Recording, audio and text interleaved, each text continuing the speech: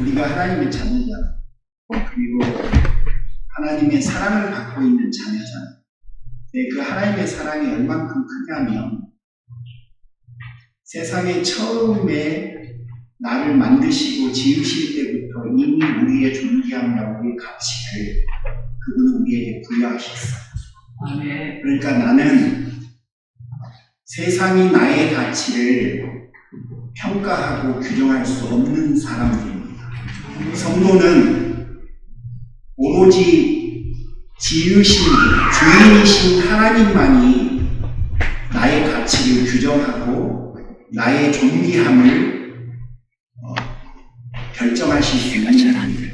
그런데 그분이 나를 귀하다라고 이미 결정하셨기 때문에 여러분, 우리는 진짜 귀한 사람이에요. 따라서 살면서 누가 하는 말에 속지 말고 사십시오. 자, 이 시간은 제가 본문을 좀 열심히 해석하고 설명하고 그러면 좋겠는데 제가 오늘 설교의 특성상 그럴 수는 없고, 그래서 본문을 가벼운 수준으로 여러분에게 설명하고 여러분과 나누고 싶은 이야기를 좀 쭉 설명하는 그런 시간을 갖도록 하겠습니다. 노아야 비가 올 거다. 하나님, 비가 뭡니까? 노아는 비를 본 적이 없어요. 그때까지 비가 한 번도 내린 적이 없었거든요. 노아야 방주를 지어라. 하나님 어디다 지을까요? 산의 꼭대기에다 지어라. 여러분, 배를 산의 꼭대기에 짓는 법은 없습니다. 모세의 부모는 각 태어난 아들을 사랑했습니다. 여러분, 저기 애 하나 있죠? 저 아이가 저 집만의 아이가 아니라 사실은 저희 교회의 아이입니다. 오면 어떻게든지 한번 안아보려고 이렇게 자기 차례를 기다립니다. 아이 얼마나 사랑스럽겠어요. 그런데 내 아이는 어떻겠습니까? 할아버지들, 할머니들, 옛날하고 지금 손주들 보는 느낌이 다르시죠? 네, 저도 기다립니다. 자, 그런데 여러분, 아들을 죽이려고 하는 그 바로의 낯을 피해서 어떻게든지 그 아이를 지키려고 하는 부모들, 이제는 더 이상 지킬 수가 없어서 그 부모들의 선택은 갈대 상자에 담아서 하나님을 신뢰하는 마음으로 날강 위에 떠내려 보내야 하는 그런 상황이 되었어요. 그 부모들의 심정은 어땠을까요? 그 날강에 떠내보내고 그 다음날, 그리고 그 다음날, 그 부모들의 하루는 어땠을까요?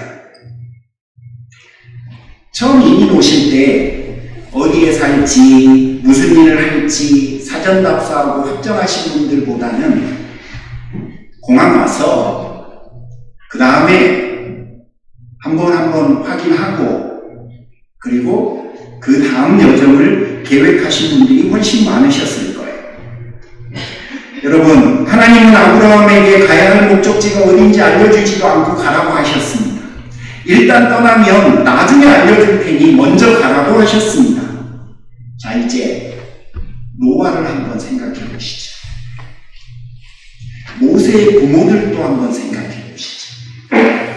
그리고 아브라함의 처지가 한번 배워보십시오. 그들도 우리가 일상을 살아가면서 느끼는 불안함과 두려운 상황에 동일하게 처했습니다. 어쩌면 우리가 일평생에 한 번 경험할까 말까 할 정도의 그런 두려움과 그런 불안을 지금 노아는, 모세의 부모는, 그리고 아브라함은 처해 있는 거예요. 여러분도 두렵고 불안하신 적 많으시지? 자, 그럼 노아는 어떻게 했을까? 노아는 비를 본 적이 없어요. 산꼭대기에다 배를 만들어 본 적도 없어요. 그로서는 하나님의 그 비에 대한 이야기와 산꼭대기에다가 배를 만들라고 하는 말씀을 신뢰하기가 어려워요. 왜냐하면 한 번도 경험해 본 적이 없고 자신이 살아왔던 삶의 방식과 자신의 상식으로는 도무지 이해할 수 없는 이야기 때문에 그렇습니다. 그런데 이해도 안 가고 받아들일 수도 없었던 그 상황에 노아는 하나님을 믿기로 합니다. 하나님을 따르기로 결정해요. 하나님의 말씀을 믿고 순종하기로 합니다. 아이고, 저 미친 사람이야. 미칠 거면 혼자 미치지. 저 자식들까지 지금 뭐 하는 짓이냐고. 세상에 배를 산꼭대기에다 만드는 사람이 어디 있냐고 하는 사람들의 조롱과 멸시까지도 그는 다 받아들이고 결정했습니다. 우리는 머릿속으로 상상해요. 내가 하나님 앞에 순종하기만 하면 하나님께서 바다를 열어서 홍해를 갈라버리는 일들이 우리의 인생에 펼쳐질 거라고 때로는 생각하지만 여러분, 우리가 아무리 순종해도 그런 일은 발생하지 않고 오히려 우리가 감내해야 될 것들이 더 많아질 때도 있어요. 노아가 그랬어요. 모세의 부모들은 히브리서 11장 23절에 보면 자신에게 고통을 준 바로를 원망하는 대신에 하나님을 믿기로 결정해요. 여러분, 이런 마음이 부모들에게 쉽게 오는 게 아니에요. 자식을 떠나보내고 자식을 내팽개쳤다라고 하는 죄책감이 그게 하루아침에 사라지고 하나님을 신뢰하는 마음으로 들어오지 않아요. 그런데도 모세의 부모들은 죄책감이나 원망을 대신해서 하나님을 신뢰하기로 선택을 합니다. 하나님은 목적지도 알려주지 않았지만 아브라함은 떠났습니다. 그는 목적지보다 하나님을 더 신뢰했기 때문에 그 여정을 걸은 거예요. 그러므로 아브라함이 길을 나서지 않고 여러분 계산기를 지금 두드리고 있다고 한번 상상을 해보세요. 이건 이렇고 저건 저렇고 그러면 그를 통해서 아무 일도 일어나지 않았을 거예요. 오로지 그가 계산기가 아니라 여호와 하나님을 신뢰하고 그 여정을 떠났기 때문에 그를 통해서 하나님의 놀라운 일들이 벌어진 거예요. 교회 통합 경험이 있으신 분들도 계실지 모르지만 저를 포함해서 우리 대다수는 한 번도 가보지 않은 길입니다. 목사님 저에게 확신이 있냐고 물어보십시오. 오늘 아침에도 두려워 죽겠습니다. 겁납니다. 솔직히 겁납니다. 잘 모르기 때문에 불안하고 경험을 보지 않았기 때문에 솔직히 두렵습니다. 긍정적이기보다 부정적인 결말들을 더 많이 보고 더 많이 들어봤기 때문에 더더욱 그렇습니다. 그러나 막연한 두려움 때문에 제가 의심을 키우고 있다 생각해 보십시오. 아브라함처럼 계산기만 두드리고 있다라고 생각해 보십시오. 그럼 목사님 도대체 어쩌란 말입니까? 저는 주님께서 걸어가신 오늘 본문을 여러분에게 대안으로 제시합니다. 불안함과 두려움이 있는 모든 성도들에게 그 불안과 두려움의 여정 속에 무엇이 주께서 기뻐하시는 길인지는 그분이 걸어가셨던 그 길을 참고하는 것이 제일 좋을 것 같아서 여러분에게 대안으로 제시합니다. 오늘 본문을 여러분 제가 이렇게 해석하도록 하겠습니다. 주님은 하나님이셨어요. 하나님이 되시기 위해 뭔가 모험이 필요하고 어떤 과정과 절차가 필요해서 어쩔 수 없이 그 여정을 걸어야 했거나 아니면 꼭 그 여정을 완수해야만 하나님이 되실 수 있었던 것이 아니라 그분은 이미 하나님이셨어요. 그랬던 그분이 7절을 보니까 나를 하나님을 위해 사람이 되는 선택을 합니다. 여러분, 이미 하나님이신 분이 사람이 돼요. 내가 왜? 통합에 대한 생각들도 아마 여러분 중에 그런 생각이 드시는 분들이 있으실 거예요. 제자들 교회도 그렇고 실리콘밸리 우리 교회도요. 여러분, 두 교회가 다 이미 자립을 한 교회들입니다. 뭔가 부족함이 있기는 하지만 치명적인 결함이 있는 교회들이 아니에요. 이미 우리들은 우리의 패턴과 우리의 컬처를 가지고 있고 우리의 우리됨을 다 지니고 있는 교회들이에요. 이제 막 시작한 게 아닙니다. 제자들 교회도 제가 듣기로 40년이 넘었다고 했고요. 우리 교회도 실리콘밸리 우리 교회도 우리 나름의 여정을 지금 가고 있는 거예요. 그런데 내가 왜 그런 불편을 감수해야 되지? 내가 뭐 때문에 그걸 해야 되지? 하는 생각이 충분히 들 수 있어요. 당연한 거예요. 마땅한 거예요. 그런 생각은 여러분 죄책감을 가져야 될 생각이 아니에요. 그건 인간의 본성이에요. 게다가 주님은 전능하신 분이셨습니다. 못하실 것이 없는 분이세요. 안 되신 것도 없는 분이에요. 하지만 그분은 7절에서 자기를 비웁니다. 자기를 비웠다는 말의 의미는 저는 이렇게 이해해요. 하나님이시니까 다 아시는데 모르고 있는 것이 있는 척합니다. 안 계신 곳이 없는데 못할 수 있는 것이 있는 것처럼 받아들이셨어요. 여러분 성경 여기저기 막 떠오르실 거예요. 그건 난 몰라. 아버지만 아셔. 다 그런 말이에요. 아니 여러분 주께서 왜 그러셔야 되냐고. 무엇 때문에? 그래야 될 이유는 뭐죠? 세 번째, 주님은 누구의 말을 듣고 따라하실 분이 아니에요.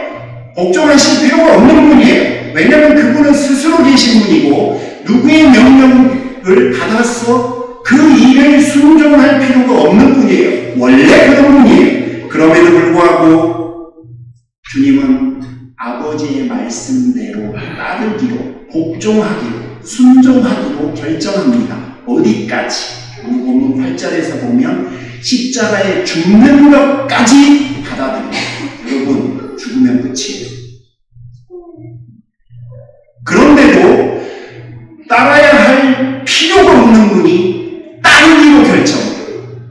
순종하고 명령을 받을 필요가 없는 분이 명령을 받기로 결정해요. 그것도 마지막까지. 왜 그런 결정을 했죠? 무엇 때문에? 바로 나 때문에. 여러분 때문에. 해야 할 필요도 없고 할 이유도 없고 그럴 만한 잘못을 저지르는 것도 없고 결코 그럴 필요도 없는데 그 길을 그분이 가십니다. 저는 거기서 우리가 왜 이걸 해야 되는지를 찾고자 하는 겁니다. 여러분, 더 놀라운 게 있어요. 이런 말도 안 되는 선택이 언제 이루어졌냐면 내가 주님을 주님으로 고백하지도 않는데, 내가 그분에게 뭔가 도움을 청하지도 않을 때, 내가 그분이 필요하다고 요청하지도 않을 때, 내가 여전히 늘 내가 최고고 당신은 아무 소용이 없다라고, 세상에는 나밖에 존재하지 않는다라고 내가 의기양양하며 교만을 떠는 그 순간, 그때 그분이 나를 위해 먼저 그 일을 해놓으십니다. 그러니 이게 여러분 말이 되는 일입니까? 우리 같으면 절대 이런 거 안 해. 나에게 간절히 소원하면 그때 내가 마지막에 들어주든지 어떠든지 하죠. 그런데 주님은 그러셨어요. 그 주님은 오늘은 그 마음을 가지고 싶은 거예요. 내가 왜 이 불편한 상황을 받아들여야 돼? 내가 뭘 어긋나고 이래야 해? 내 나이에, 이 나이에 뭔가 또 왜 새로운 거를 해야 돼? 여러분, 제 마음이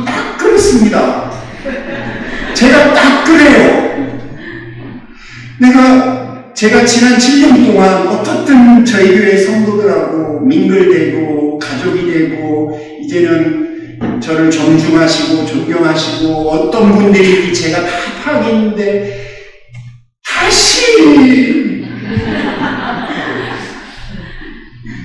여러분만 그러신 게 아니라 솔직히 저도 좀 그렇습니다. 근데 왜 그래야 되냐면 그리스도가 그러셨거든요. 그래서 두 교회가 그 고민을 함께 좀 하자는 겁니다. 우리 인생이 살아오는 인생이 얼마인데 저는 어른들이 참 좋은데 어른들이 많이 계셔서 참 기쁩니다. 네, 여러분 어른들 지금까지 수십 년 신앙생활 하시면서 교회가 어려움을 타개하는 길이 통한 건 아니라는 걸 잘 아십니다. 사실 저도 압니다. 그 여전히 우리가 목표한 대로 잘 안 될 수 있다는 것도 솔직히 압니다. 지금보다 어려움을 경험할 수 있다는 것도 압니다. 그런데 여러분 또 한 가지를 말씀드리고 싶은데 그런데 왜 굳이 왜 그래야 합니까? 저는요 우리가 할 수 있는 실수와 실패를 마태복음 1장에서 이해합니다. 그런 것들을 어떻게 이해하고 받아들여야 될까 싶은데 여러분 한번 생각해 보시죠. 우리가 아무리 멋진 계획을 갖고 있어도 혹시 나중에 우리에게 낭패가 벌어지면 어떡하지? 그런 것들을 어떻게 받아들이고 있는지 제가 여러분과 좀 공유하고 싶습니다. 마태복음 1장에 보면 예수 그리스도의 족보라 이렇게 1절부터 시작하면서 그 족보 안에 39번, 제가 카운트한 거는 39번인데요. 39번 반복된 단어가 하나 나옵니다. 그게 뭔지 혹시 아십니까? 나코. 나코 계속 나와요. 근데 그 낫다라고 하는 단어를 저는 이렇게 해석하는데요. 사람들이 인생을 살면 그들이 어떤 선택을 했는지를 그 나코라는 단어가 보여주는 것 같아요. 그리고 그 결과가 어떠했는지를 의도적으로 알려주고 싶은 것 같아요. 동시에 어떻게 세대와 세대가 이어졌는지를 보여주는 단어라고 저는 이해를 합니다. 자, 그 중에 두 가지만 좀 봐볼게요. 유다가 다말에게서 베레스와 세라를 낳고, 여러분 너무 평범해 보이는 그런 문장이지만 유다는 시아버지고 다말은 며느리입니다. 시아버지 않고 며느리가 애를 낳은 거. 요거는 한국 아침 드라마에서만 나올 수 있는 그런 막장 드라마. 아주 자극적인 광고. 빡 때리고 감히 네가 누구 아들인지 아세요? 뭐 이런 거. 지금 그 이야기인 거예요. 자, 그런데 여러분 이제부터 진지하게 고민을 하셔야 돼요. 베레스는 아들이에요? 손자예요? 아들이라고 해야 돼요? 손자라고 해야 돼요? 막장도 이런 막장이 없습니다. 몇 절만 내려가면 다윗이 우리아의 아내에게서 솔로몬을 낳고, 여러분 엄연히 바세바라는 이름이 있는데 유일하게 이 족보에서 이름이 거론되지 않고 있는 여인이 바로 바세바. 그런데 아니 바세바라고 하든지 그것도 아니면 다윗의 아내라고 하든지, 근데 왜 우리아의 아내죠? 우리아가 누굽니까? 다윗이 사울왕을 피해서 도망다닐 때 그를 지켰던 충신 중에 한 명이에요. 그런 그를 다윗이 그 아내에게 못된 짓을 하고 충신에게 여러분 누명을 씌워서 그를 결국 죽음에까지 이르게 합니다. 여러분 다윗 못된 사람이에요. 파렴치하게 적어도 인생을 사는 거예요. 이 부분은 그거를 드러내주는 거예요. 바세바라고 말해서 그의 행적을 감춰주려는 게 아니라 우리아의 아내의 다윗에게서 솔로몬을 낳고라고 함으로 다윗이 얼마나 파렴치한 인생을 살았는지를 드러내줍니다. 말씀드리지 않았지만 우리는 그 족보에 루시라고 하는 여인도, 기생 나합이라고 하는 여인 이름도 등장하는 걸 알아요. 즉 이방 여인도 부끄러운, 유대인들이 보기에는 부끄러운 이방 여인의 이름도 그 족보에 나열되어 있어요.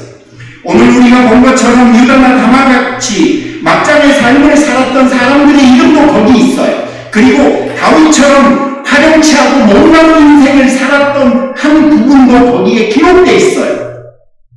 낳고. 그런데 여러분, 낳았지만 우리가 남기는 흔적들이 깨어지고 부서진 것들이지만 우리가 하는 잘못된 선택들과 실수의 인생들이 거기에 기록되어 있지만 끝이 뭔가 보세요. 예수 그리스도가 나셨더라. 여러분, 제가 하고 싶은 이야기가 그거예요. 다윗이 유다가 부끄러운 인물들이 그 안에 있고 있지만 여러분, 맨 마지막에 예수 그리스도가 나셨더라라고 함으로 막장 스토리를 살았던 유다와 다말은 예수님의 가족이 됩니다. 파렴치하고 못난 인생을 살았던 다윗 또한 예수님의 가족이 됩니다. 놀랍지 않습니까? 우리가 한 선택들과 우리가 살아온 인생들을 그 낳고라고 하는 단어 속에 다 나열되고 다 들어가 있으나 저는 그리스도의 은혜를 믿습니다. 그분이 오심으로 우리가 그분의 가족이 되어버린 사실을 저는 믿습니다. 그래서요, 솔직히 저 겁나요. 저는 우리 교회 성도들한테 겁난다는 소리 한 번도 안 했는데 오늘 처음 하는 거예요. 오늘 아침에도 와내하고 차를 타고 교회 오면서 솔직히 겁나. 근데 저는 우리 된 것은 내가 어떻게 멋진 인생을 살았냐 때문이 아니라는 사실을 우리는 알잖아요. 그렇죠? 이 중에 내가 멋진 인생을 살았기 때문에 이 자리에 와 있다라고 생각하시는 분들 안 계시잖아요. 내가 그분의 은혜를 받은 사람이기 때문에 내가 여기 있다라고 우리 그렇게 공통적으로 고백하잖아요. 그래서 저는 겁나고 내가 이걸 왜 해야 되는지 솔직히 또 의문이 들기도 하지만 저는 그분의 은혜를 믿어보려합니다.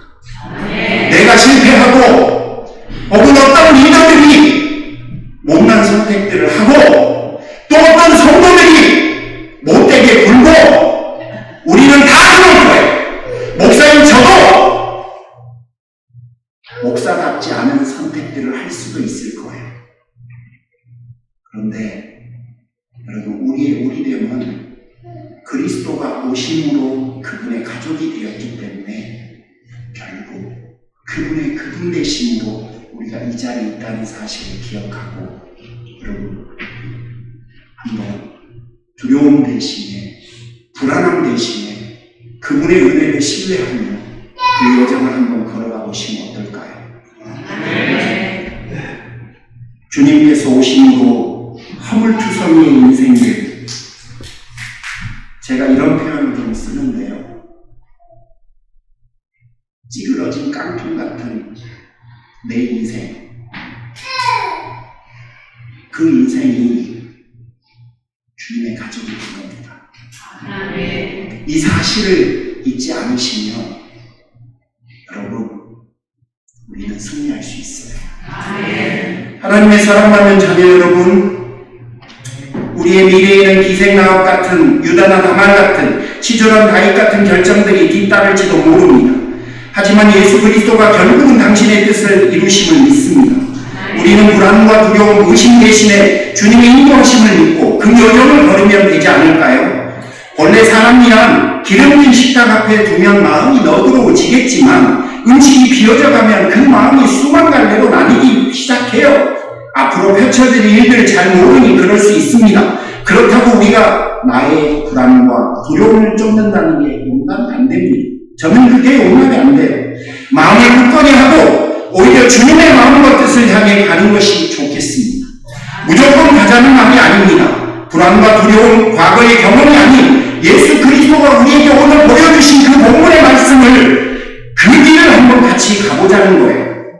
그러면 적어도 우리는 지금 후 세대의 신앙을 계승하기 위해 이 일을 고려하고 있다는 거예요. 하나님의 교회가 주님이 다시 오실 때까지 본연의 사명을 감당할 수 있는 견고한 토대를 한번 만들어 보자고 우리가 지금 이 고민을 하고 있는 거잖아요. 각자로서도 생존만 꿈꿀 수 있었는데 이제는 힘을 합쳐서 다른 종류의 사명을 위해 앞으로 한번 나가보자고 하는 이야기를 우리가 지금 하고 있는 거 아닙니까? 저는 진짜 시골에서 태어났습니다. 전라남도 고흥. 그곳에서도 버스를 타고 종점까지만 가야 하는 고향입니다. 좋은 대학만 가도요, 프랜카드가 없습니다. 육군 사관학교는 프랜카드가 2개 붙었어요.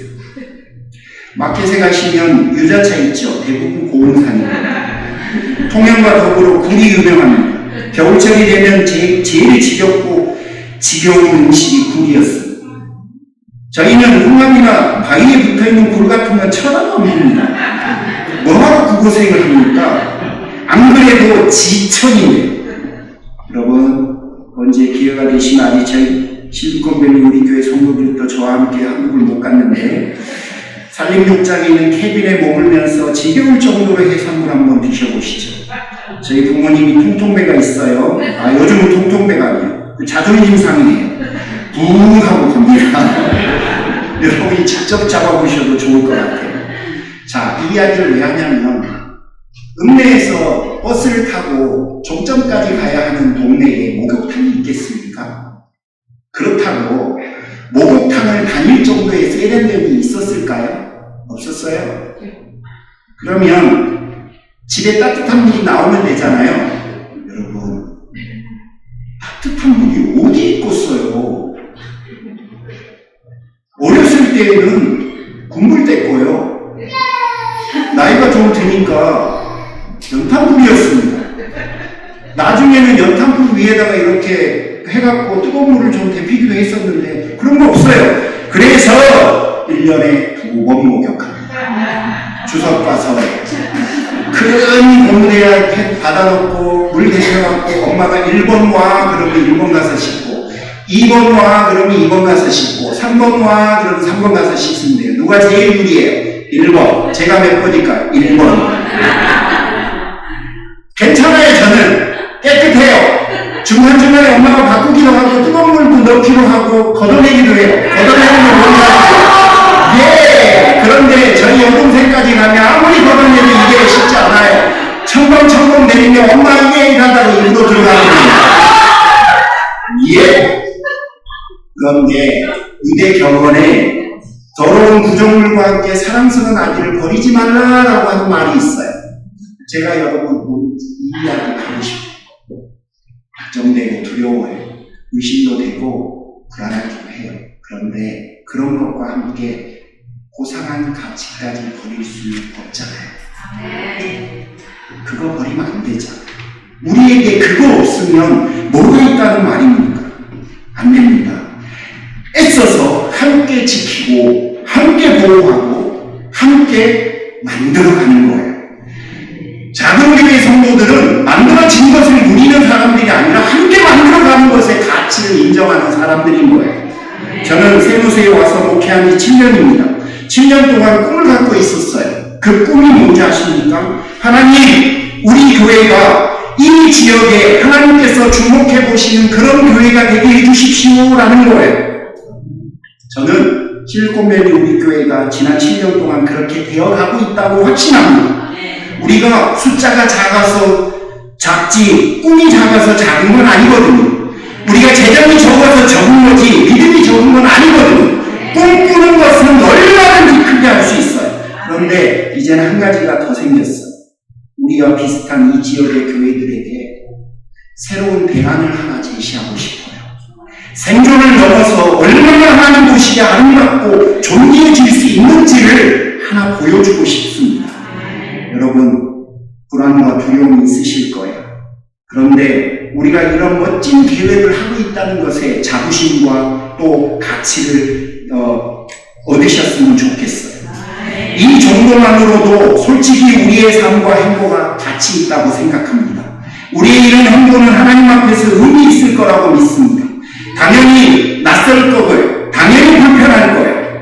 내 나이가 이제 이 나이에 내가 왜 이래야 되나? 나는 새로운 환경에 잘 적응을 못하는데 그런 문제 저런 문제를 어떻게 해결하시려고 그러지? 등등등등 수많은 생각이 들 거예요. 하지만 여러분, 우리가 이대로 시간이 지나다 보면 어쩌면 어느 분은 이사가고 어느 분은 상처받고 어느 분은 하나님의 품에 떠나가면서 사람들이 줄어들 가능성과 개연성이 매우 커요. 당연한 결과로 재정의 어려움을 겪을 거예요. 그때가 되면 우리는 교회 문을 닫아야 되나 말아야 되나를 고민하게 될 거예요. 그런데 그런 고민을 하는 것보다야 두 교회가 한 교회가 되기 위해서 수고하고 애쓰는 것이 낫지 않을까요? 이런 면에서 앞으로 우리의 걸음, 심지어 우리가 할 수고나 불평도 이미 하나님 앞에 가치가 있는 거예요. 제가 하는 이런 이야기를 오늘 본문은 우리에게 이렇게 요약해 주는 것 같아요.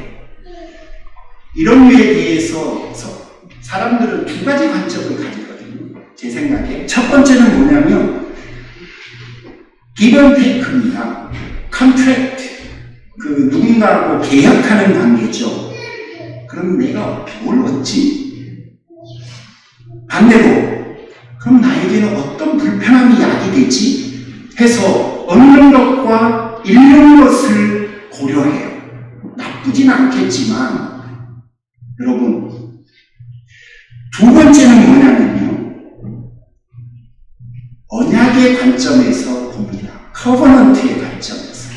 오늘 주께서 보여주신 그 마음이죠. 바로 십자가의 정신인데 그분들은 뭐라고 하냐면, 그러면 내가 하나님 앞에서 어떤 헌신을 하는 게 좋을까? 라고 생각을 해요. 기회로 봅니다.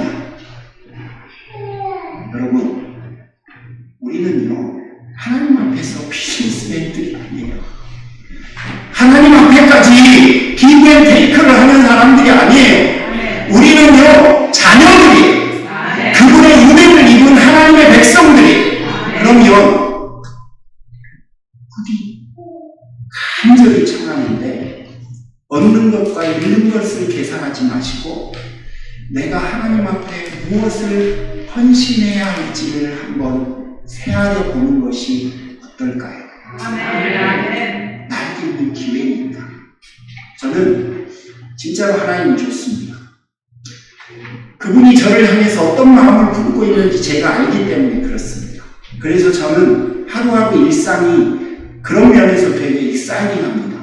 오늘은 그분이 나에게 당신의 마음을 어떤 것을 드러내줄지 그런 것들이 기대됩니다.